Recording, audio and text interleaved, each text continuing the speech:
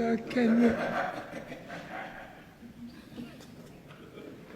Oh, you're Senator Anil Roberts, Honorable Minister in the Ministry of Housing.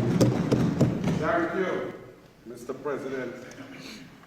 I see that my colleague, Senator Al-Rawi, is not here as yet. I wish he was here, because I contribute to the Constitution Amendment Bill 2025, I wanted to deal with one or two points that he made. I must say that it was not one of his best contributions I've ever heard, but I forgive him because he might be a little bit distracted with Nelson Gate, CPEP Gate, Rental Gate, so I forgive the Honorable Senator.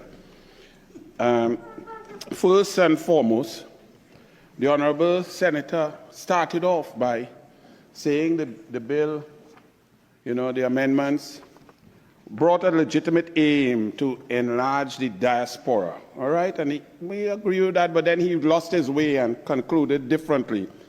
But he said that Section 17, which this bill amends, he said that he was describing, Constitution and supreme law and so on. But he has to understand, and he must agree, that Section 17 is not supreme law, it's not the Constitution, it's not entrenched.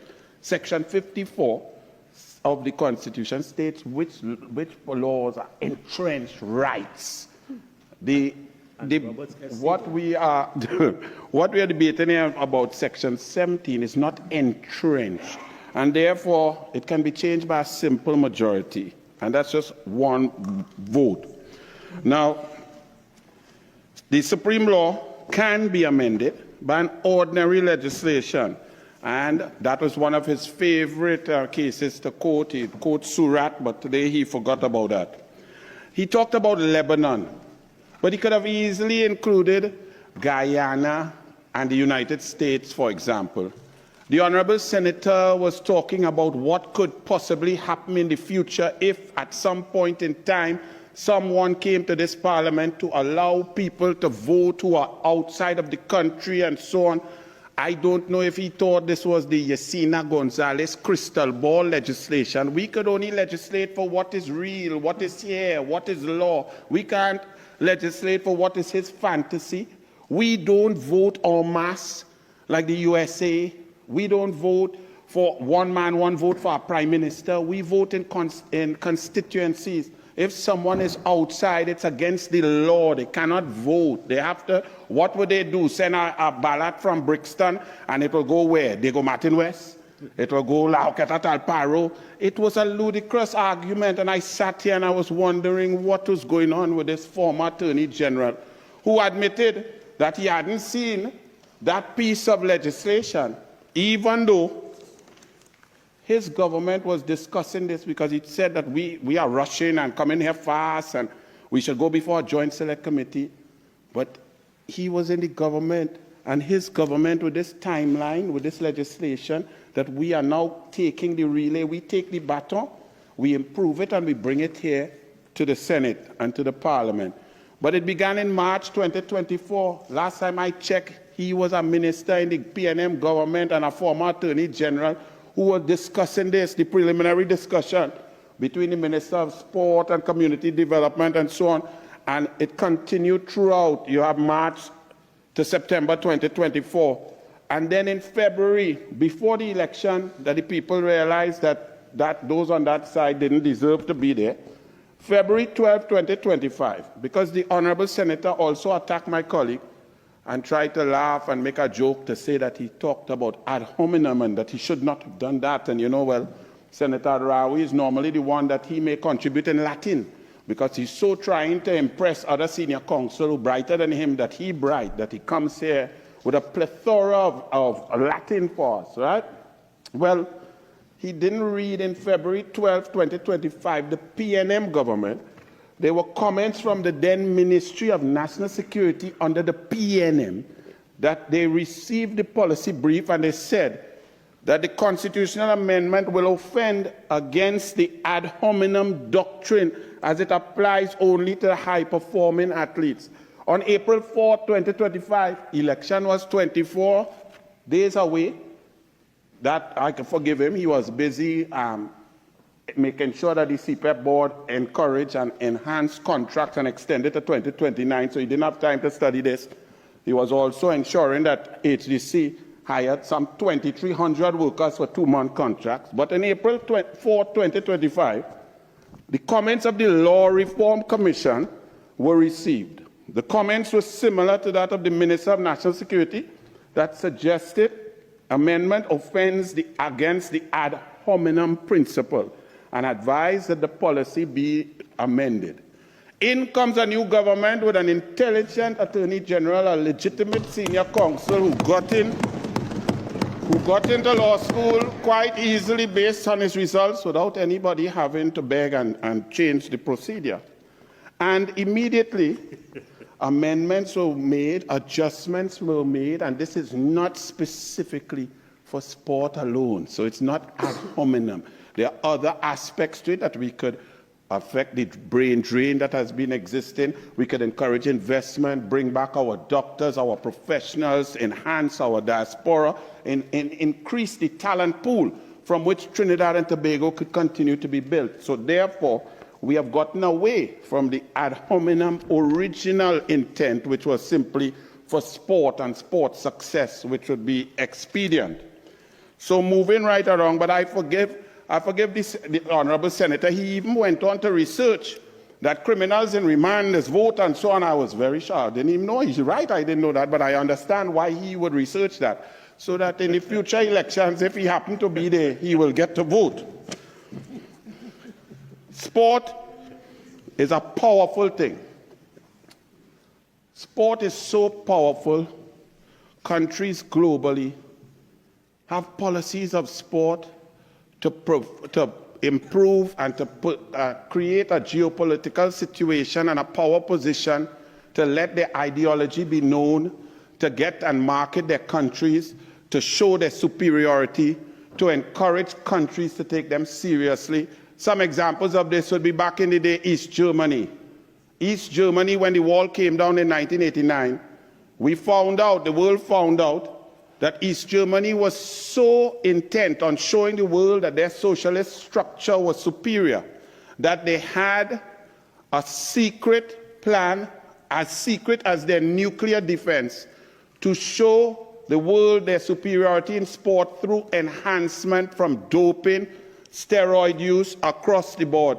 Those who are older would remember 1972, Cornelia Ender, swimmer, coming and winning 7 gold medals, talking deeper than my voice, stronger than me, and beating an American swimmer called Shirley Babashoff, who ended up with 6 silver and 1 gold. When the truth came out, it was found that the German government at that time, the East German government, had a plan to identify talent, put coaches, inject steroids without the permission of the athletes, without the knowledge, in order to show the world that socialism was the way to go. If you're talking about the power of sport right here in Trinidad and Tobago, all of us could remember where we were if we are old enough. Some senators over there look too young to know. When Hazy Crawford got up with his lane 1 with his white and red socks in 1976 in Montreal, Canada, and he defeated the greatest field in 100 history, winning gold from lane 1 and beating Harvey Glantz, Don Quarry, the Russian champion Borsov. Trinidad and Tobago still celebrates that up to now. In 2005 in Bahrain, when Dwight York took that corner and Torres headed it in, we could still feel goosebumps now because the national pride, how we felt, the unity. Everybody forgot who was African and Indian, who was mixed up, who was rich, who was poor, who was lawyer, who was on the street, and everybody celebrated. In 2009, Darren Ganga and his cricket team out there in India, the Champions League, playing for the Trinidad and Tobago Red Force before this CPL franchise thing came about. And Trinidad and Tobago with 1.2 billion people watching for 3 hours, won 6 games straight and just lost to New South Wales in the final. That is the power of sport. And what are the benefits of that? We could never quantify it. How much do you want to pay Darren Ganga and his team for that sort of advertisement. If you calculate it based on the average 30-second advertisement per X amount of thousand people viewing, you would see that for that 10 days, you would have owed Darren Ganga and his team millions, hundreds of millions of dollars. That's the value to the mind share. That's the value of the marketing of Trinidad and Tobago. That's the power of sport. So when we say that we are coming here, and this is not an amendment only to deal with sport, but I'm dealing with the sport aspect to show you that it's not just about football and qualifying for our World Cup now. It is about utilizing all of our talent pool across the board. Who will remember Lara in 1994 making 375? Then his record being broken by Matthew Hayden, and we're saying, boy, we'll never get that again. We had a world record. And 2004 came about in Antigua, and Brian Lara made 400 not out. For 2.5 days, the world was watching Brian Lara, and after they say Brian Lara, they say Trinidad and Tobago. You cannot pay for that sort of advertisement. You cannot market your country better than your national athletes, inspiring and showing the brilliance of your country. And it's very interesting, because on this side, we appreciate that. And when we have athletes, we hear some on those on that side would say, but why you give them so much? Do they deserve that? When Keshawn Walcott in 2012 threw 84 meters, 58 centimeters, and we sat there waiting as one after the next, throw after throw, nobody beat him, even though 2 days before, someone had thrown 87 meters. And when he won that gold medal, the country went up in pure celebration. But the entire world was watching that event for a period of over an hour and a half with Trinidad and Tobago emblazoned on his chest. Then some people said, while I was minister and we gave him and celebrated him with a HDC house, $1 million TT dollars, a national award. They said, why so much?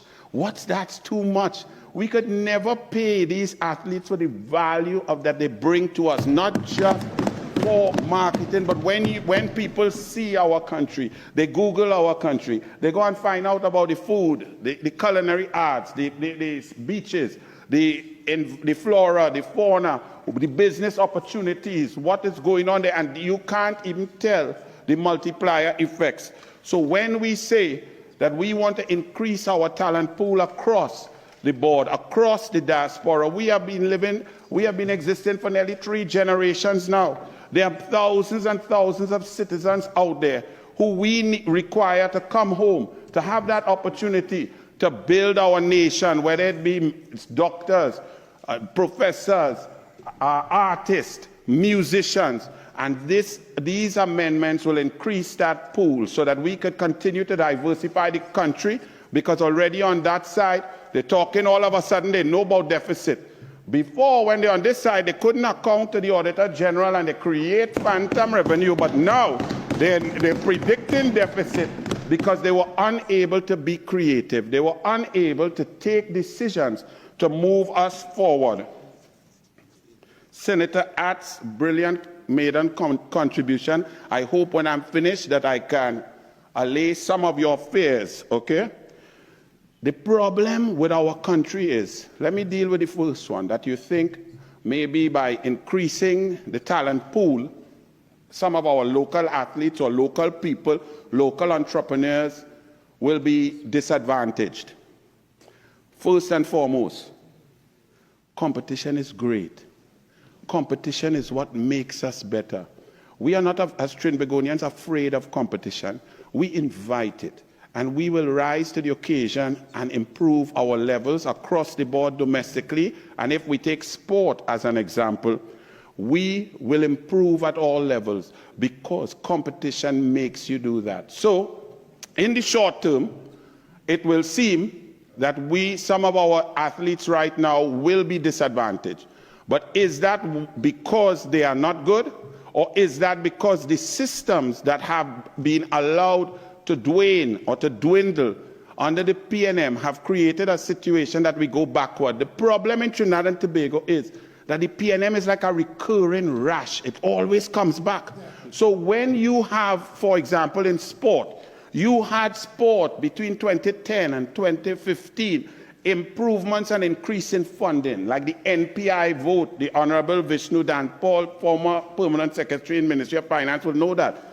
The NPI vote is where you get money to invest in your athletes, in your coaches, in your programs, in your grassroots development that Senator Atts was talking about.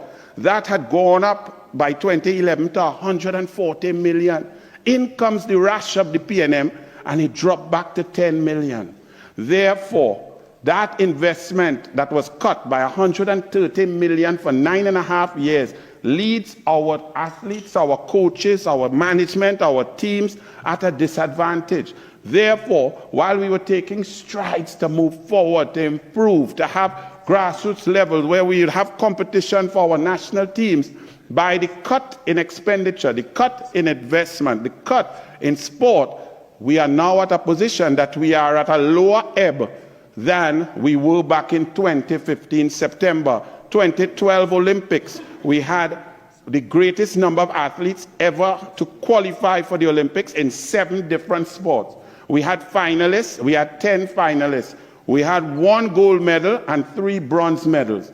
The PNM came in, and by 2016, only Keshawn Walcott, last in with the javelin that I gave him, squeezed out a bronze in 2016.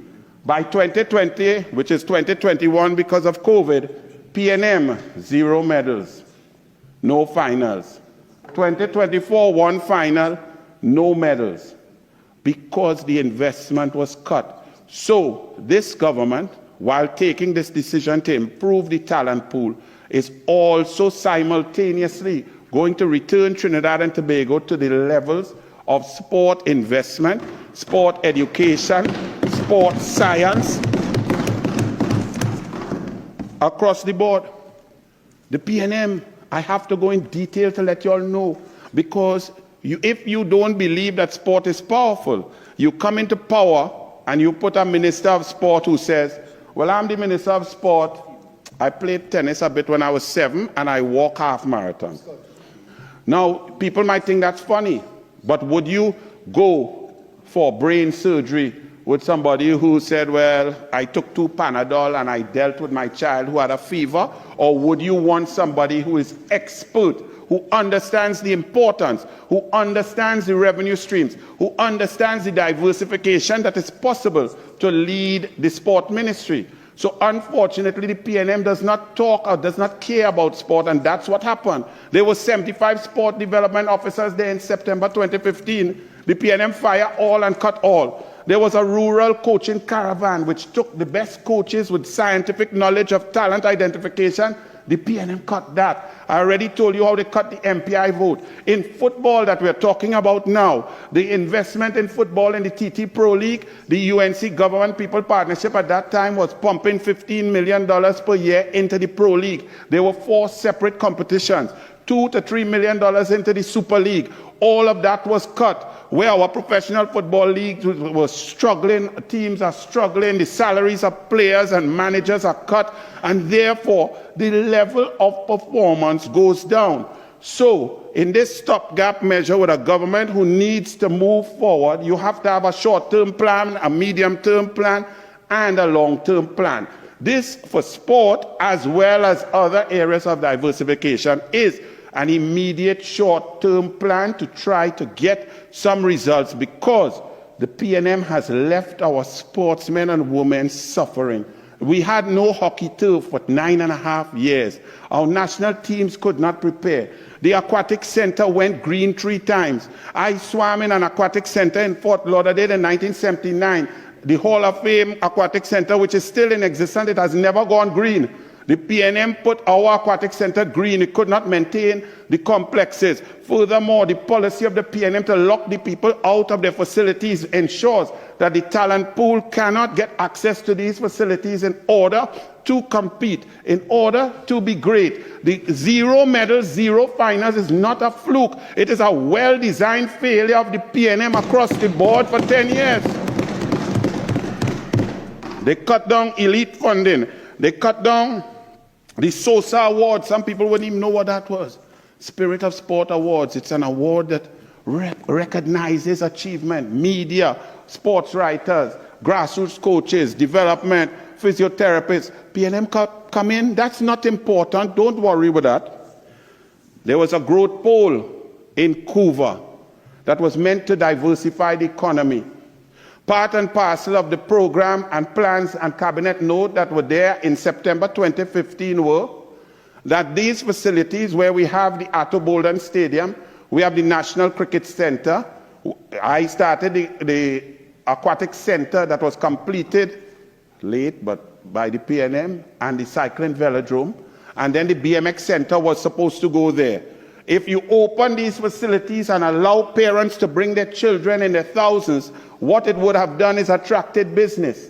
You would have attracted an entrepreneur who would build a hotel. You would have a little mall with a health shop and a restaurant and a massage and a dentist and so on. But by the PNM coming in and locking these facilities and saying only those who ask for permission could go, they defeated the purpose. The second purpose of that was to encourage sport tourism. Why do we want to qualify for the World Cup? Yes, I love football. I love to win. I don't like to lose.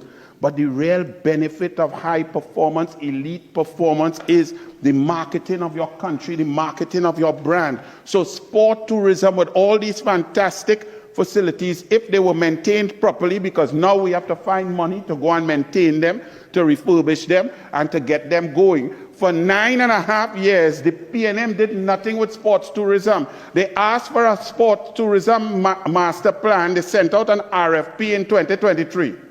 The outer government, and I don't think the RFPs have been analyzed or evaluated yet by the Ministry of Tourism, which now don't even exist. That is what the PNM does.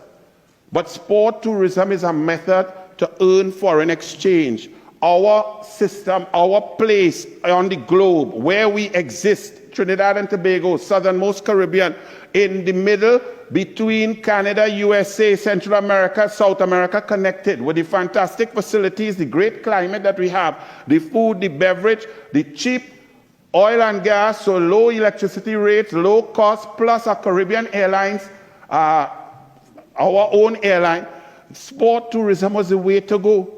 There was a plan and a program and a cabinet note that was there to turn all of our students, all of our children. We were suffering from brain drain. One of the ways to utilize our existing human resource out there, whether they were studying economics or medicine or law or social work or politics or political science, social work, in any country, we were going to make our children out there agents of Trinidad and Tobago. So if you're at a university, say you're at the University of Florida, and you get your Florida swim team of 24 people to come to train for 2 weeks at the aquatic center, stay at the Hyatt, pay money for taxis and so on, eat food, you would get a percentage of that as a salesperson. We would have had approximately at that time 755 agents selling Trinidad and Tobago, but in came the rush, which is the PNM, and that was thrown away. So we are here today, beginning once again. There was also a National Football Development Plan, Senator Adds, that was there. It would have costed $87 million per year. In 14 corporations and Tobago, we would have had a technical director, a coach, a physiotherapist, an equipment manager for girls and boys teams from under 10, under 14, under 17, working and training all year round, from which the TTFA could then hold their trials through competitions in the corporations, and coaches on the national level through TTFA could have seen talent, spotted talent, shortlist talent, and bring them into the national team. That was thwarted 10 years ago. Therefore, our athletes are now at their lowest ebb. We are producing the lowest level that we have in the last 50 years. Back in the days when you saw in Point 14 and so on, Leroy DeLeon and players of such a great ilk, they were playing football, not really being coached in institutions and by coaches, but just the mere fact that there were competitions running. The younger boys who were skillful would play with the older boys. You have Senator Nakid here who would tell you, now our players do not have that level of skill. It takes a scientific intervention. It takes an intervention of leadership that will understand. Part and parcel of what we need to do now is we need to find talent while we put back the systems in place to give our primary school children, secondary school children, and children across the board the opportunity to build their talent and to achieve their dreams. We cannot sit back and just leave our children and say, oh, we are not doing very well. Let's tell them that they're doing good. Life is about competition. We must lift our level and we must improve and give our children the opportunity to succeed. Unfortunately, the PNM has put us underground, and we in the UNC, we will take us from underground. We will dig ourselves out and create the programs to deal and to improve our athletes. But for right now, we need to get talent wherever it is, whether grandmommy, granddaddy, across the board. There was also the UE Spec Sport Management producing graduates every year. There was a plan and a cabinet note to link each one a year, would take a graduate from UE Spec and put them in the 49 sporting organizations to manage them so that they'll move away from nepotism and friendship and who to make who. Sport is the purest thing. Sport is a true meritocracy, and that's why the PNM can't understand it, because meritocracy means you're not afraid of competition. Meritocracy means you get the brightest of the bright across the board. You don't have an attorney general who didn't take mathematics, or you don't have an attorney general who couldn't get into law school. You take the best. You don't have a minister of finance who now did finance degree in 2024 after he crashed our economy. That is not how it operates. We on this side believe that you must be the best, and if you are the best, we're not afraid of you. We don't cower. We stand there and we try to improve our level so that we could be brighter also. There's a Trinidad and Tobago anti-doping legislation that I passed in 2013. Both houses, unanimously. PNM came in. We had a Commonwealth Games that they said was sport tourism. Sport tourism is not paying money to invite people to pay their bill and so on so that they can have a competition. Sport tourism is getting people to come here, fly here, use taxi here, stay here, eat doubles and drink coffee here, train and pay to use your facilities, and then go back. But they didn't even have a TADO, a Trinidad and Tobago anti-doping organization 12 years later after it passed, because sport is not important to the PNM. So now we have to go dust off that legislation, put things in place, get a TADO board, get a lab, get accredited, get testing. We don't know what's going on across our country. Also, it's very irresponsible, because if you don't educate athletes about the deleterious effects of doping, it could impact your country's legacy. If we have 2 or 3 athletes that test positive for steroids and so on, do you know what they will question? They will question McDonald Bailey, 1952. Bronze medal. He didn't run for Trinidad and Tobago because Trinidad and Tobago wasn't ready to let him go yet. The first medal we got was Rodney Wilkes, 1948. Yes, it wasn't the red, white, and black flag. It was TRI, and it was a British kind of flag, but it was Trinidad and Tobago. But they will say that Rodney Wilkes, McDonald Bailey, Hasely Crawford, Atto Bolden, Keshawn Walcott, were all, Wendell Motley and the relay, the world record with Roberts, that they took steroids and we are drug cheats, and that will impact our brand. So we have to be very careful and very serious. But the PNM didn't care. So for 10 years they're in charge, and there's no anti-doping agency, no anti-doping board, nothing. But I'll now move on. I heard some points from Senator Al-Rawi made it a little bit, and I heard it from the PNM, something about voter pardon and so on. Let's deal with that carefully. The mere fact that you would see some amendments to legislation to improve the caliber and quality of human beings, the intellect, to put all brains on deck, and your mind will go to voter pardon. Why and how would your mind reach there? And I proffer to you that that has been and will always be the modus operandi of the PNM, because they are about voter pardon. Why?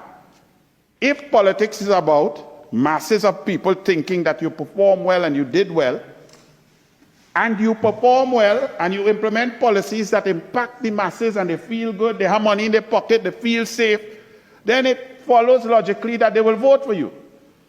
However, the PNM has never been of that. The PNM has never been there to perform well for the masses. What they have been there to do is to control the masses, to gerrymander boundaries, and to vote apart, because anybody who could see voter padding in this legislation, someone needs to look within themselves, because they're thinking absolutely wrong. Secondly, well, on that point, since 1962 at Marlborough House, the PNM told Capildeo, that who had a serious problem with the boundaries, Dr. Williams said, oh, sign it now, we up here. When we go home, we'll adjust that and we'll make it fair and representative of our melting pot. Well, it never changed, and it got worse. The PNM even brought voter machines. In one constituency, when they brought on the voter machines, which led to eventually a no-vote campaign, and PNM win all the seats. But in one of those seats, they had more vote than electors, you know. That is the history of the PNM. So when they talk voter padding, they know about voter padding. The UNC, the ULF, the opposition does not know nor care about voter padding. We believe that we will perform well, and the people will vote for us across the board, across the races, across the constituencies. The PNM controls the EBC up to now. Everybody knows it's even gotten worse, where the friends of PNM ministers is head of EBC. The UNC is not of that. We are about fairness and competition. We're not afraid competition. Tobago, but the PNM didn't even learn the lesson.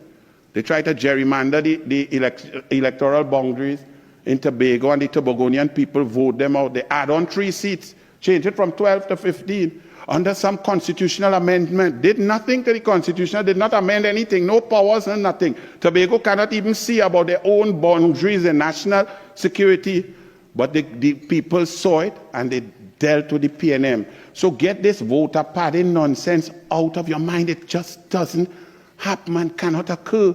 Because think about it, you're talking about if you're a naturalized citizen, that somehow you will some way come down to Trinidad and Tobago, not to invest, not to set up a business, not to represent the country, but to come and live in a constituency for 2 months, and then you will go and register in the EBC. That is a headache to go in that office anyway. I don't know who want to go in that office. And then you will sit down there for 2 months so you could come and vote apart. There is no need for voter pad. You all have been beaten by a landslide and will be beaten again. So get comfortable over there. Nobody need voter pardon is when you think it go be close. There is nothing going to be close. We will fix the deficit that was left here by Senator Dampol, the last Minister of Finance, who lasted a kobo sweat of 1 month. We will fix that. We will fix the revenue streams. We will fix the energy sector. We will diversify. We will improve sport. We will get our nationals out there. We will increase competition, and the country will develop without the PNM.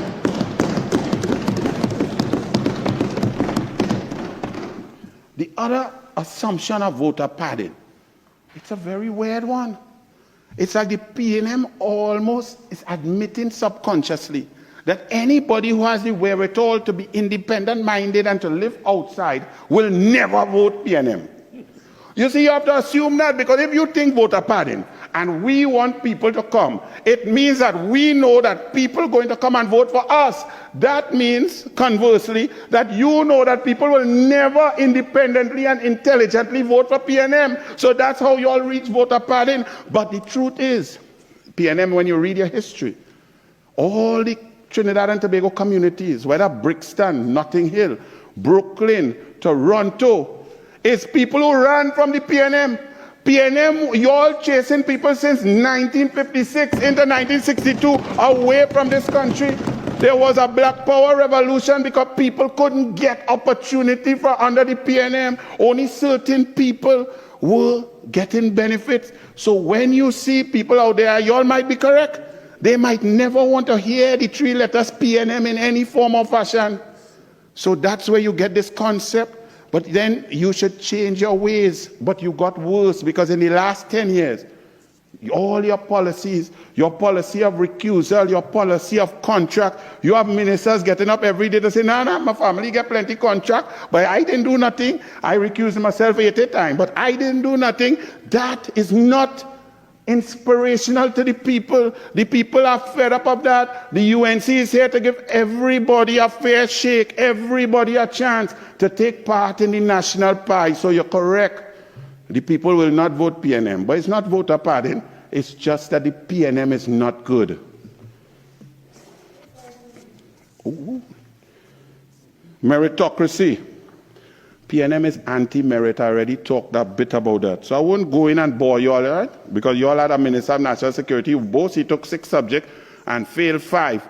I can't imagine my daughter, my son, somebody coming home and tell me, Daddy, I take 6 subjects, I failed 5. I don't know what I would do.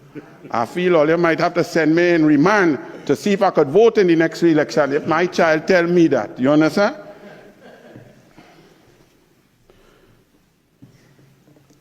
Across the board in sport, and this is why we have to make changes. The PNM lack of merit, lack of competition, nepotism and corruption spread its way across sport. So when you see the Olympic Committee, for example, the last few presidents, Brian Lewis, screened for PNM, Port of Spain South, waste of time, no development, no science, no encouragement, no funding, no development. Therefore, our children are suffering. President of the Trinidad and Tobago Olympic Committee before that, Douglas Camacho, PNM chairman of the sport company, loves hockey, was the chairman of hockey, but could not even put down an astroturf for the national hockey team to train in 9 years. The previous TTOC president, Larry Romani, campaign manager for Colm Imber, the Minister of Finance, who crashed the economy. Now you understand how deleterious, how diseased, how infectious the PNM incompetence is, and we on this side have to face it, have to understand what is going on, and solve the problems, of which these amendments are one small piece to improve our ability to make us more competitive, because our children were left wanting. Our coaches were left wanting. Our sport managers were left wanting under the 9.5 years of PNM oppressive reign.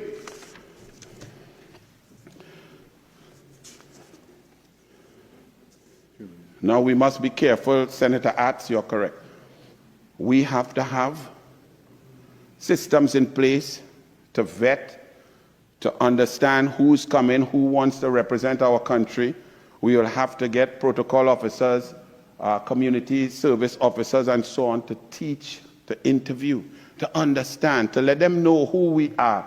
Because just having a talented athlete who don't really care about the place is useless. Because at the highest levels, you have to be motivated. You have to come with passion. You have to know that 1.4 million people on the rock and 300,000 people are supporting you. You have to know about your pan. You have to know about your anthem. You have to know the words. You have to know a bit of the history. So you are correct. We cannot just go and pick up anybody and put them in a red, white, and black. That will not happen. And it must not happen.